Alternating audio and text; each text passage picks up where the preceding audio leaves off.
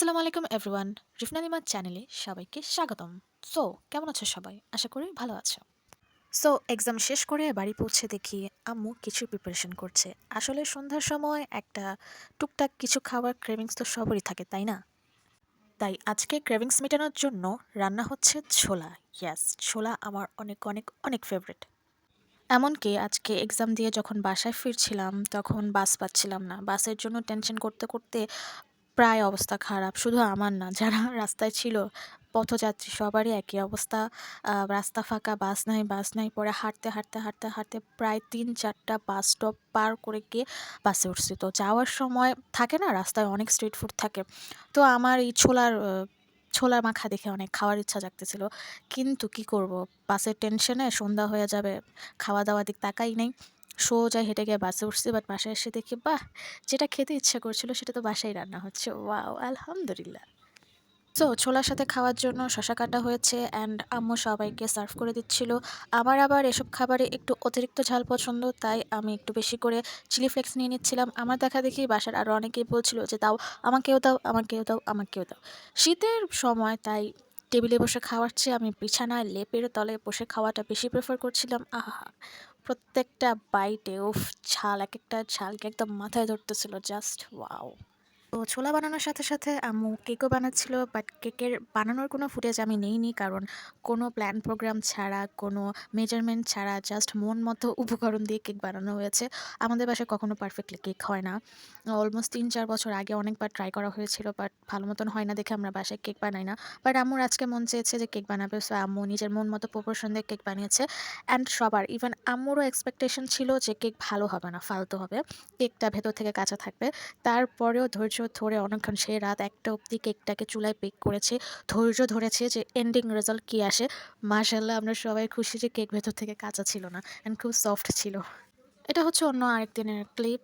দিনটা কবে ছিল আমার মনে নেই। বাট আম্মু সাব বার্গার বানানোর জন্য হচ্ছে সাব স্যান্ডউইচ বানানোর জন্য প্রিপারেশন নিচ্ছিল। তো ফার্স্টে বন বানাতে হবে, আর এটাতে তো আম্মু এক্সপার্ট। ভালোভাবে মেখে ময়দা, চিনি, তারপরে ইস্টটা অ্যাক্টিভেট করা, যদি ভালোভাবে অ্যাক্টিভেট করা যায় তাহলে বন সফট হবে 100%। আর লাগবে তেল, হালকা কুসুম গরম পানি, লবণ। That's it. কোনো ডিম, দুধের দরকার হয় না। এগুলো ছাড়াই বন খুব ভালো হয়। ডিম দিলে ডিমের একটা কাঁচা ফ্লেভার আসে, যেটা একটু পছন্দ না। তারপর ভালোভাবে ময়ান দিতে হবে। ডো যত ভালো ময়ান হবে তত ভালোই এটার টেক্সচার হবে, এবং তেলটা যেন একটু ঠিক মতন পড়ে, এদিকে একটু খেয়াল রাখতে হয়। যখন বাটির চারপাশে আর কোনো কাঁচা আটা লেগে থাকবে না, তখন বুঝতে হবে আমাদের ডো রেডি। জাস্ট ডোয়ের উপরে হালকা একটু তেল মেখে এটাকে ঢেকে, ঢাকনা দিয়ে ঢেকে তার উপর কাপড় দিয়ে রেস্টে রেখে দেবো যতক্ষণ না ডোটা ফুলে ডাবল হয়ে যায়। আর এখানে হচ্ছে মাংস ম্যারিনেশন হচ্ছে। স্যান্ডউইচ যেহেতু বানানো হচ্ছে, অবশ্যই স্টাফিং হিসেবে মাংস তো দেওয়া হবেই। মন মতো স্পাইসেস দিয়ে জাস্ট এটাকে মেখে নেওয়া হচ্ছে, রেস্টে রাখা হবে। আর এখানে আমাদের ডো রেডি, ফুলে একদম ডাবল। ওয়াও! এই জায়গাটা এত স্যাটিসফাইং, আর যখন এটার মধ্যে হাত ঢুকিয়ে একটা ঘুষি মারা হয়, ওয়াও! এটা যে কি মজা! আহাহা! চোখের শান্তি, এটাকে বলে চোখের শান্তি। আমি তো আর বানাচ্ছি না, আম্মু বানাচ্ছে, আমি দেখতেছি, সো আমার হচ্ছে চোখের শান্তি।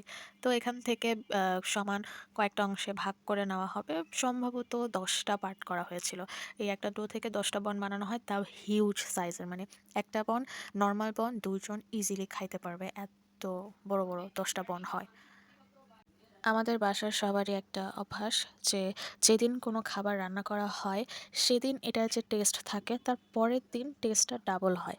মানে টেস্ট আরও বাড়ে, অর্থাৎ বাসি খাবারের মজাটা আরও বেড়ে যায়। এজন্য আম্মু বেশি করে বানায়, যাতে পরের দিনও আমরা একটু খেতে পারি।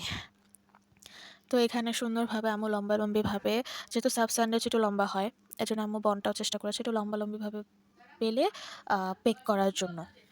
ভিডিওটা দুপুরের দিকে শ্যুট করা হচ্ছিল। তো খাওয়া-দাওয়ার পরে আমার প্রচণ্ড ঘুম পাচ্ছিল বিধায় আমি এরপর ঘুমিয়ে গিয়েছি।